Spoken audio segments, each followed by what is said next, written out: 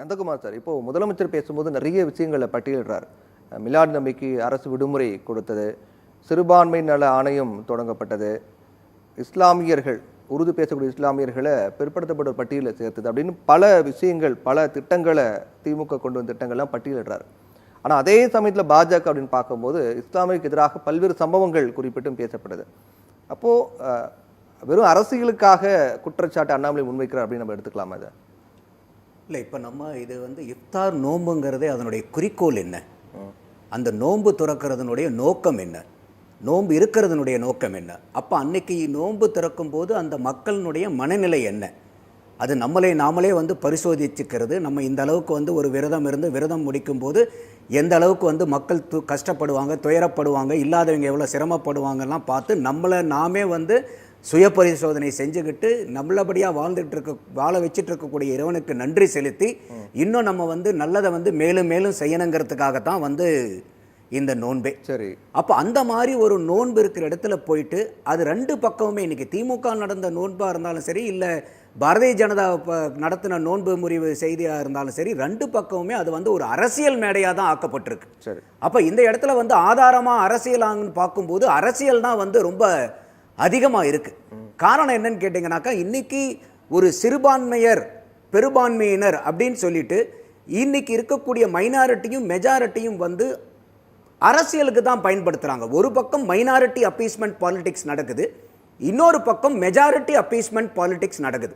அப்போது இவங்கள மக்களை பூராமே அரசியல் கட்சிகள் எப்படி பார்க்குதுன்னா வாக்கு வங்கியாக தான் பார்க்குறாங்க. அவங்க ஒரு நாட்டினுடைய குடிமக்களாவோ இல்லை அவங்க நம்ம சமூகத்துக்கு பங்களிக்க வேண்டிய ஒரு பொதுமக்களாகவே பார்க்காம எந்த இடத்துல ஒரு வாய்ப்பு கிடைச்சாலும் அதில் ஒவ்வொரு அரசியல் கட்சிகளும் அவங்க ஸ்கோர் பண்ணி எப்படியாவது அதிலிருந்து சில வாக்கு வங்கிகளை நம்ம எடுக்கலாமா அப்படிங்கிற முயற்சி தான் நடக்குது. இப்போ கூட இதயத்துல்லா அவர்கள் சொன்னார், காமராஜர் ஆட்சியில் எத்தனை அமைச்சரவையில் எத்தனை முஸ்லீம்களுக்கு பதவி கொடுத்துருந்தாங்கன்னு. இன்னைக்கு இருக்கக்கூடிய ஆட்சியில் எவ்வளோ கொடுத்துருக்காங்க? இன்னைக்கு இருக்கக்கூடிய 35 அமைச்சர்கள் இன்னைக்கு எத்தனை பேர் முஸ்லீம்கள் இருக்காங்க? அப்போ இன்னைக்கு இருக்கக்கூடிய மாவட்ட செயலாளர்கள் அவங்களுடைய திராவிட முன்னேற்ற கழகத்தில் போய் பார்க்கும்போதும் 76 பேர் அங்கே லிஸ்ட்டில் இருக்காங்க. அதில் இருக்கிறது பார்த்தீங்கன்னா வெறும் 3 பேர் தான் மாவட்ட செயலாளர்கள் இருக்காங்க. அப்போது இது இன்னொரு பக்கம் நீங்கள் பாரதிய ஜனதாவை எடுத்துக்கங்க. இன்னைக்கு பாரதிய ஜனதா எந்த இடத்துல அவங்க ஒரு முஸ்லீம் இந்துக்களினுடைய பிரிவினையை உண்டு பண்ணாமல் இருக்காங்க. எங்கெங்கெல்லாம் வாய்ப்பு கிடைக்குதோ, உதாரணத்துக்கு இப்போ அயோத்தியில் ராமர் கோயில் கட்டினதனுடைய அடையாளம் என்ன? அப்போ இன்னைக்கு அதை எங்கே போய் நீங்கள் ராமர் கோயில் கட்டினீங்களோ அந்த இடத்துலயே நீங்கள் தோத்து போக வேண்டிய சூழ்நிலை வந்துச்சு இல்லையா இன்னைக்கு? அப்போ எந்தெந்த இடத்துலலாம் இன்னைக்கு ஒரு சகோதரர் நந்தகுமார் தவறான தகவல் சொல்றீங்க. அதே இடத்துல பாரதிய ஜனதா கட்சி சட்டமன்ற தேர்தலில் இடைத்தேர்தலில் வெற்றி பெற்றிருக்கு, அதை சொல்லுங்க. இல்ல, நான் அயோத்தி ஆரம்பிச்சதுக்கு அப்புறம் அடுத்ததா இருக்கக்கூடிய நான் எம்பி தேர்தலில் தான் நான் இந்த இடத்துல சொல்றேன், சட்டசபை தேர்தலை நான் சொல்ல வரல. எதுக்காக நான் சொல்ல வரேன்னா, இந்த அரசியல் கட்சிகள் மக்களை எந்த இடத்துல, அதாவது தான் சொன்னேன், ரெண்டு பேருமே இதுல தராசில் வச்சு பார்த்தா சரிசமமாக தான் இருக்காங்க. ஒருத்தர் மைனாரிட்டி அப்பீஸ்மெண்ட், இன்னொரு மெஜாரிட்டி அப்பீஸ்மெண்ட். இதுல எந்த இடத்துல வித்தியாசம் நமக்கு தெரியல. பல்வேறு திட்டங்கள் கொண்டு வரும்போது அவங்க சார்ந்த ஒரு நிகழ்ச்சியில அதை பதிவு பண்றதுங்கிறது அரசியல் அப்படின்றீங்களா? தேவையில்லை. இப்போ உதாரணத்துக்கு எடுத்துக்கீங்களா, இந்த இடத்துல நான் ரெண்டு கட்சியை நான் குறிப்பிட்டு சொல்ல வேண்டியதா இருக்கு. இன்னைக்கு எல்லா கட்சிகளுமே சிறுபான்மையர் அணின்னு வச்சிருக்காங்க. இன்னைக்கு சீமான் அவர்களுடைய நாம் தமிழர் கட்சியில சிறுபான்மை அணிங்கிறது கிடையாது. அதே மாதிரி இன்னைக்கு புதுசா வந்திருக்கக்கூடிய விஜய் அவர்களுடைய தமிழக வெற்றி கழகத்திலையும் சிறுபான்மையினர் அணின்னு கிடையாது. அப்ப அவங்களும் அரசியலுக்கு தான் வராங்க. அப்ப இதே இஃப்தார் நோன்பு விஜய் அவர்களும் நடத்துறார். இவங்களும் அரசியல் கட்சி சார்பாக தான் நடத்துறாங்க, அவரும் அரசியல் கட்சி சார்பாக தான் நடத்துறாங்க. இது எல்லா மீடியாவும் காமிச்சது. எந்த இடத்துலயாவது அங்க ஏதாவது ஒரு வார்த்தை அரசியலை பத்தி அங்க பேசப்பட்டதா? அப்ப அங்க வந்திருக்கக்கூடிய ஒரு இஸ்லாத்தை சார்ந்த மக்களுடைய நோக்கங்களும் அவர்களுடைய பிரார்த்தனையும் நிறைவேறணும். அப்ப அந்த இடத்துலயும் போயிட்டு ஒரு மக்களை நீங்க ஒரு இனம் சார்ந்தோ இல்ல ஒரு மதம் சார்ந்தோ, ஏன்னா இன்னைக்கு அரசியல் கட்சிகளை பொறுத்த வரைக்கும் இன்னைக்கு சாதியையும் மதத்தையும் அரசியலை விட்டு வெளியெடுத்து வச்சிட்டீங்கன்னா அவங்களுக்கு பண்றதுக்கு அரசியல் இல்லை. அப்போ எங்கெங்கெல்லாம் வாய்ப்பு கிடைக்குதோ அந்த இடத்துலலாம் இந்த மாதிரி ஒரு மக்களை பிளவுபடுத்தி ஒரு ஓட் பர்சன்டேஜா மட்டும் பார்க்குற கலாச்சாரம் இன்னைக்கு ரொம்ப அதிகமாயிட்டு வருது. இது ரொம்பவே வருந்தத்தக்கது. இது செய்யக்கூடிய அதாவது மைனாரிட்டி அப்பீஸ்மெண்ட் பண்றதும் தப்பு தான், மெஜாரிட்டி அப்பீஸ்மெண்ட் பண்றதும் தப்பு தான். மக்கள் நல திட்டங்களை சொல்லுங்க. இப்போ இதே ஒரு தேர்தல் வாக்குறுதியில் 25 ஆண்டு காலமாக இருக்கக்கூடிய முஸ்லீம் நண்பர்களை சிறை கைதிகளை விடுதலை செய்வோன்றாங்க. ஏன் அந்த மாதிரி வந்து 25 ஆண்டு காலம் முடிந்த முஸ்லீம் கைதிகள்னு ஏன் சொல்லணும்? அப்ப கைதிகள்ல கூட ஒரு மதத்தை பிரிச்சு பார்க்கணுமா? அப்ப அந்த மாதிரி ஒரு 25 வருடங்கள் குற்றம் செஞ்சனால தண்டனை அனுபவிச்சுட்டு இருக்கக்கூடிய எல்லாத்தையும் விடுதலை சொல்லியிருப்போம்னு தானே நம்ம சொல்லணும். அப்ப அந்த இடத்துலயும் ஒரு வாக்கு வங்கியா? அப்போ இதையெல்லாம் வந்து நம்ம கட்டாயமா நம்ம வந்து தவிர்க்கணும். இன்னொன்னு சிஏஏன்னு ஒன்று வந்துச்சு. அப்போ சிஏஏ வரும்போது ஷாகின்பாக்ல ஒரு பெரிய போராட்டம் நடந்துச்சு. டிசம்பர் 15ஆம் தேதி அங்கே ஆரம்பிக்கிறாங்க. தமிழ்நாட்டில் அதே மாதிரி ஆரம்பிக்கிறாங்க. எத்தனை நாள் கழிச்சு? 60 நாள் கழிச்சு ஆரம்பிக்கிறாங்க.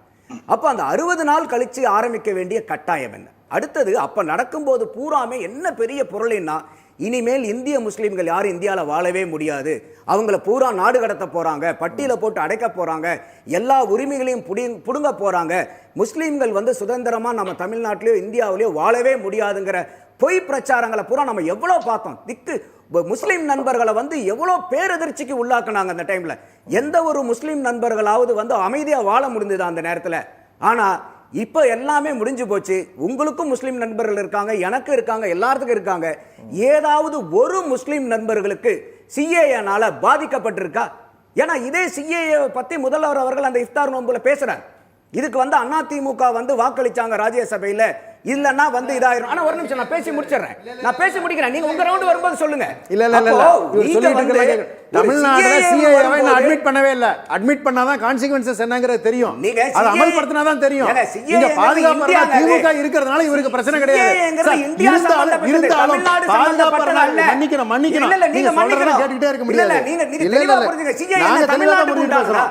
அப்ப நான் கேக்குறேன், இப்ப நீங்க தமிழ்நாட்டுக்கு உண்டானதா சிஏஏ? இந்தியாவுக்கு உண்டானதானே சிஏஏ? தமிழ்நாடு இந்தியால தானே இருக்கு. அப்ப அத தான் கேக்குறேன். அப்ப எந்த முஸ்லிம் இன்னைக்கு இந்திய முஸ்லிம்கள் நாடு கடத்தப்பட்டிருக்காங்க? எந்த முஸ்லிம்க்கு சிஏஏனால பாதிப்பு வந்தது? பாதுகாப்பு இருக்கிறதுனால பிரச்சனை இல்லாம இருக்கு. இல்ல நீங்க என்ன கேட்டீங்க? 2 தலைமுறை 3 தலைமுறைக்கு முன்னாடி இருக்கக்கூடிய ரெக்கார்ட் எல்லாம் நீங்க கேட்டீங்க. அதெல்லாம் பிரச்சனையான பிறகு கம்முனு நிறுத்திட்டீங்க. ஒரே நிமிஷம், நீங்க சும்மா சொல்ல முடியாது. சார் எல்லாம் முயற்சி பண்ணாங்க. நீங்க முஸ்லிம்களுக்கு போராடுறீங்களா? கிடையவே கிடையாது. நீங்க 3 தலைமுறைக்கான ரெக்கார்ட் இவரு கேட்டாங்க. கேட்டது இல்லையான்னு சொல்ல சொல்லுங்க பார்க்கலாம். கேட்டது இல்லையான்னு சொல்ல சொல்லுங்க பார்க்கலாம். இவர்கள் அரசியலாக்க கூடாது யாரா இருந்தாலும். பூர்வ குடிகளான கேட்டது அவங்க. சிஏஏக்கு எவ்வளவு புரளி கலப்பப்பட்டது? புரளி கலப்பப்படல. அவங்க கைவிட்டுட்டாங்க. அதுல இருக்கக்கூடிய சட்டதிட்டங்களை எடுத்து படிச்சோம்னு சொன்னா முஸ்லிம் நண்பர்கள் அமைதியா வாழ்ற அளவுக்கு இருந்துச்சு. அப்போ சார் இன்னைக்கு நீங்க அமைதியா இருக்கிறது காரணம் ஒருத்தர கிடையாது. நீங்க சொல்றது முழுமையா தவறு.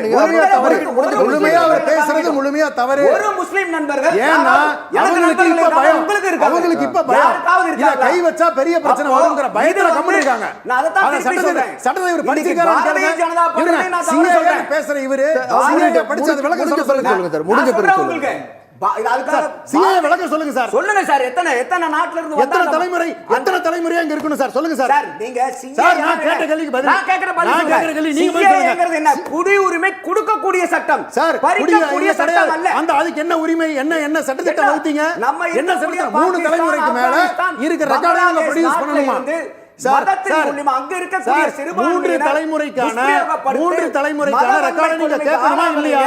இந்தியாவுக்கு வரும்போது 3 தலைமுறைக்கான இங்க குடி இருந்ததற்கான ஆதாரங்களை அவங்க கேட்டாங்களா இல்லையா? நம்ம கேக்குறது மறைக்கிறார் அவரு. நம்ம கேக்குறது யாரு ஆதாரம் கேட்டாங்க இல்ல? இல்ல நான் கேக்குறது எல்லாம் இந்தியா பூரா கேட்டாங்கல்ல. பிரச்சனை வந்ததனால அடங்கிட்டாங்க. இவர் இப்படி எல்லாம் பேச கூடாது.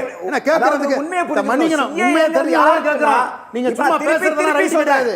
இந்தியாவுல குடியுரிமை இல்லாம பங்களாதேஷ், பாகிஸ்தான், ஆப்கானிஸ்தான்ல இருந்து அங்க சிறுபான்மையினர் மதமா இருந்து அங்க மத துஷ்பிரயோகக்கு ஆட்பட்டு இங்க வந்த ஆட்களுக்கு குடியுரிமை கொடுக்க கூடியது. எங்கயாவது இந்திய முஸ்லிம்களுக்கு குடியுரிமை பறிக்கப்படுதுன்னு ஏதாவது இருக்கா? கேட்டாங்களா இல்லையா? அத சொல்ல சொல்லுங்க. அதுக்கு பதிலே கொடுக்க மாட்டேங்கிறாரு. இந்தியால இருக்கக்கூடிய இருங்க நார்த் ஈஸ்ட்லயும் north east West Bengal north east West Bengal நீங்க இஸ்லாமியருக்கு என்ன சார் பண்ணீங்க? சார் இந்த பர்టిక్యులர் சிஏஏ படி குடியுரிமை பறிக்கப்பட்டு அடச்சாங்களா இல்லையா? இது வந்து நம்ம நியாயம் இல்லையா? சார் வெஸ்ட் பெங்கால்லயும் சவுத் ஈஸ்ட்ல என்ன சார் பண்ணீங்க? குடியுரிமை வெஸ்ட் பெங்கால் என்ன பண்ணீங்க? குடியுரிமை சட்டம் நான் கேக்குறது வேற நீங்க பேசுறது வேற. மன்னிக்கணும். நான் கேக்குறது வேற நீங்க பேசுறது வேற. இல்ல நான் திருப்பி வெஸ்ட் பெங்கால்லயும் நீங்க சவுத் ஈஸ்ட்ல என்ன பண்ணீங்க? நார்த் ஈஸ்ட்ல என்ன பண்ணீங்க? என்ன பாதிப்பு வந்துச்சு? சார் குடியுரிமை பயங்கர நிறுத்திட்டீங்க. பாதிப்பு வந்துச்சா? நீங்க பிரச்சனை பண்ணாம நிறுத்திட்டீங்க. பொய் பிரச்சாரம் இல்ல. பொய் பிரச்சாரம் பண்ணவே கிடையாது சார். நான் பாரதிய ஜனதாவின் குற்றம் சாட்டுறது என்ன? அவங்களும் வந்து பாத்தீங்கன்னா ஒவ்வொரு இடத்துலயும் போய் ஒரு அருமையா சொன்னாரே, ஒரு மாட்டுக்கறி சாப்பிடறதுனால ஒருத்தனை போய் கொல்றதா? ஏன்னா அவன் வேணுங்கிறவன் சாப்பிடறான், அவனுக்கு நீங்க ஒரு ஆன்மீக அடிப்படையில் நீங்க சொல்றீங்களா? சொல்லுங்க. அவங்க புரிஞ்சுக்கிட்டும் புரியாம போகட்டும். அவங்க என்னைக்கு புரிஞ்சுக்கிட்டு அன்னைக்கு வேண்டாம்னு விடுறாங்களோ அதுக்காக ஒரு கையை சாப்பிடுறதுக்காக எல்லா மதத்திலும் இருக்கிறது. இல்ல அது யதார்த்தம் என்ன? நம்ம ஒரு மனிதர்கள் மேல அதிகார துஷ்பிரயோகம், அதுவும் இந்த மாதிரி வந்து ஒரு மோசமான நிலைமைக்கெல்லாம் கொண்டு போய் ஒரு மக்களை வந்து ஒரு உயிர் எடுக்கிறது, அடிக்கிறது, ஒரு பொதுவெளியில போயிட்டு அசிங்கப்படுத்துறது, இதெல்லாம் வளர்ந்த ஜனநாயகத்துக்கு. இப்ப இன்னைக்கு செல்வம் அண்ணா சொன்னார்ல, 7 முஸ்லீம் நாடுகள்ல இருந்து எங்களுக்கு அவார்டு கொடுத்திருக்காங்கன்னு. அப்படி இருக்கும்போது இந்த மாதிரி ஒரு சின்ன சின்ன விஷயத்துக்கெல்லாம் செய்யறது ரவுடித்தனமா இருந்தா கூட, ரவுடிகள் செய்யறாங்கன்னு வச்சுக்கோங்க, அதை அரசாங்கம் கட்டுப்படுத்த வேண்டாமா? அந்த மாநில அரசாங்கம், அங்க பாரதிய ஜனதா தான் ஆளுது. அப்ப நீங்க அந்த மாதிரி நடக்கக்கூடிய படுகொலையும் அவங்க கண்ட்ரோல் பண்ணணும்ல. அப்ப எல்லாத்தையும் தான் நம்ம கேள்வி கேட்கலாம். எல்லாத்தையும் கேள்வி கேட்க ஆரம்பிக்கிறோம். இன்னைக்கு மக்களை வந்து ஒரு வாக்கு வங்கியா பார்க்காம, அவர்கள் வந்து நம்ம தமிழக மக்களாகவும் இந்திய நாட்டினுடைய குடிமக்களாகவும் பார்த்து அவங்களுடைய வாழ்க்கை வாழ்வாதாரம் மேம்படுறதுக்கு என்னென்ன செயல் திட்டங்கள், நல்ல நல்ல செயல்பாடுகளை கொண்டு வரணுமோ அதில் ஃபோக்கஸ் பண்ணணும். இதில் வந்து மைனாரிட்டியும் கூடாது, மெஜாரிட்டியும் கூடாது. அடுத்தது வந்து இன்றைக்கி அவங்களுடைய கருத்து வந்து அந்த இஃப்தார் நோம்பில் வந்து அரசியல் பேசலாங்கிறது என்னுடைய கருத்து. அது அரசியல் பேசக்கூடிய மேடை இல்லை. அப்படியே அவங்க அரசியல் பேசுறது நியாயம்னு எடுத்துக்கிட்டா கூட அது இஸ்லாத்து சம்பந்தப்பட்ட ஒரு மேடையாக இருக்கிறனால இன்னைக்கு இஸ்லாத்து முழுக்க முழுக்க நிராகரிக்கிறது வந்து குடி, ஆல்கஹால். அப்போ அதில் வந்து இன்னைக்கு டாஸ்மாகை நம்ம இழுத்து மூடுறதுக்கோ இல்லை வந்து படிப்படியாக குறைக்கிறதுக்கோ ஏதாவது ஒரு வகையில் தமிழ்நாட்டில் வந்து இந்த மது கலாச்சாரம் இல்லாத அளவுக்கு நடவடிக்கை எடுக்க போறங்கிற ஒரு அறிவிப்பை வந்து முதலமைச்சர் அங்கே சொல்லியிருந்தாருன்னா சந்தோஷமா இருந்திருக்கும். நம்ம சொல்றது இவருக்கு அதான் சொல்ல வரேன். ஒரே நிமிஷம், நீங்க இவ்வளவு நேரம் நம்ம பேசுறதுக்கு நடுவில் இருக்கக்கூடாது.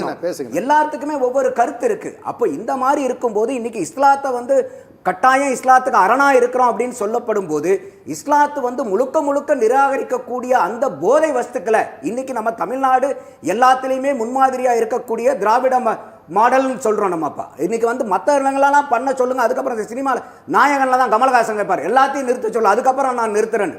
அப்படி இருந்தால் அது நாயகன் மாடல் ஆயிரும். நீங்க திராவிட மாடல்ன்றீங்க. அப்ப எல்லாத்துக்கும் முன்னாடி நீங்க ஏன் முன்மாதிரியா இருக்கக்கூடாது? இஸ்லாத்தினுடைய மேடையில் உங்களுக்கு உங்க மதம் நிராகரிக்கக்கூடிய டாஸ்மாக முழுக்க முழுக்க இந்த தமிழகம் நிராகரிக்கிறதுன்னு சொல்லி இருந்திருக்கலாமே. அப்போ ஒட்டுமொத்த மக்களும் அதுக்கு வந்து ஏகப்பட்ட சந்தோஷம் தெரிவிச்சிருப்பாங்க. ஒட்டுமொத்த மகளிர், தமிழ்நாட்டில் இருக்கக்கூடிய அத்தனை மகளிர் வாக்கு மதங்களை கடந்து அத்தனை வாக்கு இன்னைக்கு திமுகவுக்கு வந்து சேருமே. அப்போ அதனாலதான் நான் சொல்றேன், எங்கெங்கெல்லாம் வாய்ப்பு அங்க பூராமே அரசியல் கட்சிகள் வந்து அவங்களுடைய வாக்கு வங்கி அரசியலுக்காக ஒரு ஸ்கோர் அடிக்கணும்னு நினைக்கிறாங்க. அது அரசியல் மேடைகள்ல செய்யட்டும்.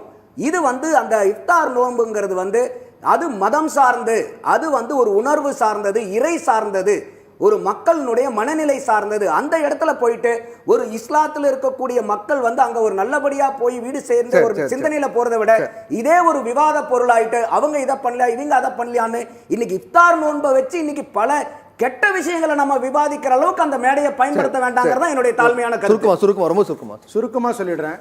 அண்ணன் மோடி அவர்களை வந்து நம்மளுடைய பிரதமர் மோடி அவர்களை வெளிநாடுகளில் கொண்டாடுகிறார்கள்னு சொன்னாங்க. அவரே ஒரு விஷயத்தை ஒத்துக்கிட்டாரு. அப்போ இந்தியாவுக்குள்ள அவரை கொண்டாடலங்கிறது அவரே சொல்லிட்டாரு. ஏன்னா இந்தியாவுக்குள்ள வந்து அவர் மீது இருக்கக்கூடிய வெறுப்பு, தமிழ்நாட்டில் இருக்கக்கூடிய வெறுப்பு எந்த காலத்திற்கும் போக போவதில்லை. வெளிநாடுகளில் அவரை பற்றி தெரியாததால் அவரை கொண்டாடி கொண்டிருக்கிறார்கள் சொல்லணும். அப்படி இருந்தால் இங்கே தேர்தல் ஏதாவது ஜெயிச்சிருக்கணும். ஒன்று. ரெண்டாவது, இன்னொன்று அண்ணா சொன்னதுக்கு சொல்கிறேன், மது என்பது ஆதியிலிருந்து இருக்கக்கூடிய எல்லா குடியினருக்குமே உலகத்தில் இருக்கக்கூடிய எல்லா இடங்களிலும் பொதுவாக இருக்கக்கூடிய ஒரு சமாச்சாரம். அது ஒரு இஸ்லாத்தில் இவர் சார் நான் பேசுவேன், நீங்க பேசுவேன், நான் குறுக்க பேசல. மிடில் ஈஸ்ட் கண்ட்ரீஸ்ல கூட இன்னைக்கும் வந்து அதெல்லாம் பர்மிட் பண்ணப்பட்டிருக்கு. இன்னைக்கு கால சூழ்நிலைகள் ஏற்றவாறு தான் நம்ம முடிவுகள் எடுக்க முடியும். இவர் சொல்ற மாதிரி 19 ரூபாய் இவர் அப்படி நிறுத்துறதெல்லாம் நடைமுறைக்கு சாத்தியப்படாது. யதார்த்த வாழ்வியல்னு ஒன்று இருக்கு. அந்த வாழ்வியல்ல என்னெல்லாம் கலந்துருக்கோ, என்னெல்லாம் வந்து இதெல்லாம் என்ன ஆதி மனிதன் தோன்ற காலத்துல இருந்து மது இருந்து இருக்கத்தான் செஞ்சிருக்கு. நிராகரிப்பதாக இருந்தால் உலகம் முழுவதுமே அதை தெரிஞ்சு கூட அதையே அனுமதிக்கிறாங்க. அது அவருக்கு அவருடைய வாதம் எனக்கு ஏற்புடையதல்ல. நாகரிகமான சமுதாயத்துல இத ஆனா நிறுத்தலாமே வேணுங்கிறது பக்குவப்பட்டல வேணுங்கிறவங்க தான் போய் வாங்கி குடிக்கிறாங்களே ஒழிய யாரு வீட்டுக்கு வீடு கொண்டு போய் சர்வீஸ் கொடுக்கறது இல்ல. இவர் சொல்றது எப்படி இருக்குன்னா ஒவ்வொருத்தருக்கும் கொண்டு போய் நீங்க குடுங்க நீங்க குடிங்க குடிங்க குடுக்குற மாதிரி அவர் சொல்றாரு. வேணுங்கிறவங்க கடைக்கு போய் வாங்கி குடிக்கிறாங்க, வேணுங்கிறவங்க பாருக்கு போய் குடிக்கிறாங்க. நீங்க எனக்கு புரியல. கிடையவே மக்கள் எடுக்க வேண்டிய முடிவு நீங்க அவர்கள் விருப்பத்திற்கு அவர்கள் செய்கிற விஷயங்களை இல்லையே அது கட்டுப்பாடு இருக்கு. கட்டுப்பாடு இருக்கு. எதுக்கு பார் 10 மணில இருந்து நைட் 10 மணி வரைக்கும் டைம் லிமிட்டேஷன் இருக்கு. நமக்கு நேரம் நேரத்து பிரகாரம் நடக்குதா ஏன் எங்க நடக்கலன்னா சொல்லுங்க, சரி பண்ணுவோம். கேமரா எடுத்து போய் பார்த்தாவே தெரியும். நீங்க சொல்லுங்க, சரி பண்ணுவோம். சரி, ஓகே.